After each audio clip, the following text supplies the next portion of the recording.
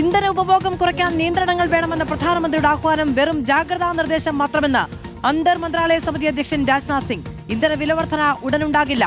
60 ദിവസത്തെ അസംസ്കൃത എണ്ണ സ്റ്റോക്കുണ്ട് എന്നും വിശദീകരണം. 12 വർഷത്തെ ഭരണപരാജയമാണ് വ്യക്തമാകുന്നത് എന്ന് രാഹുൽ ഗാന്ധി. साथियों, हमें पेट्रोल डीजल का उपयोग कम करना होगा. शहरों में जहां मेट्रो है वहां हम तय करें कि हम मेट्रो का ही उपयोग करेंगे. പശ്ചിമേഷ്യൻ സംഘർഷമുണ്ടാക്കുന്ന ഇന്ധന പ്രതിസന്ധി മറികടക്കാൻ പെട്രോളും ഡീസലും ഉപയോഗിക്കുന്നതിൽ പരമാവധി നിയന്ത്രണം വേണമെന്നാണ് പ്രധാനമന്ത്രി നരേന്ദ്രമോദി ഇന്നലെ വിശദീകരിച്ചത്. നിയന്ത്രണങ്ങൾ പ്രധാനമന്ത്രി നിർദ്ദേശിച്ചതിന് പിന്നാലെ രാജ്നാഥ് സിംഗ് അധ്യക്ഷനായ അന്തർമന്ത്രാലയ സമിതി യോഗം ചേർന്ന് സാഹചര്യം വിലയിരുത്തി. ദീർഘകാല പ്രതിസന്ധി മറികടക്കാനുള്ള നിർദ്ദേശം മാത്രമാണ് പ്രധാനമന്ത്രി നൽകിയതെന്ന് രാജ്നാഥ് സിംഗ് വ്യക്തമാക്കി. 60 ദിവസത്തെ അസംസ്കൃത എണ്ണയും 60 ദിവസത്തെ പ്രകൃതിവാതകവും 45 ദിവസത്തെ LPGയും സ്റ്റോക്കുണ്ട്.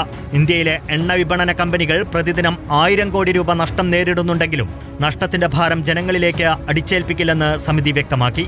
कभी भी हमारा राष्ट्र या देश की जनता परेशानी में न रहे, इसके लिए पहले से सोचते हैं.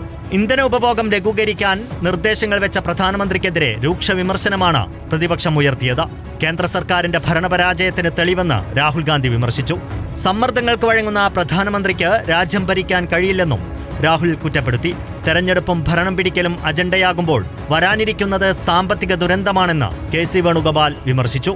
റിപ്പോർട്ടർ, ദില്ലി.